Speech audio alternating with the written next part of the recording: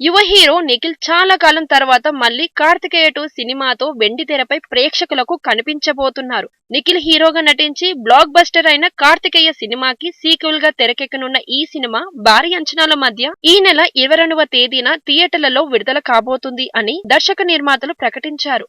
కానీ మళ్లీ cinema August మొదటి వారంలో విడుదలవుతుందని నిఖిల్ సోషల్ మీడియా ద్వారా ప్రకటించారు. నాగ చైతన్య మరియు రాశి ఖన్నా హీరోయిన్ గా నటించిన థ్యాంక్ యూ సినిమాకి స్టార్ నిర్మాత దిల్ రాజు సోలో రిలీజ్ ఇవ్వాలని అనుకుంటున్నారు. ఈ నేపథ్యంలోనే కార్తికేయ 2 నిర్మాతతో మాట్లాడి ఈ సినిమాని ఆగస్టు మొదటి వారానికి వాయిదా వేసినట్లుగా వార్తలు వినిపిస్తున్నాయి. మరోవైపు కళ్యాణ్ రామ్ కూడా తన బింబిసార సినిమాని అదే రోజున విడుదల చేయాలని అనుకుంటున్నారు. అయితే కార్తికేయ 2 నిర్మాత సినిమాని జూలై 22కి విడుదల చేయాలా లేదా అని ఇంకా ఆలోచనలో ఉండగానే నిఖిల్ సినిమా వాయిదా పడినట్లుగా సోషల్ మీడియాలో పోస్ట్ చేయడం ఇప్పుడు పెద్ద కన్ఫ్యూజన్ కి క్రియేట్ చేసింది.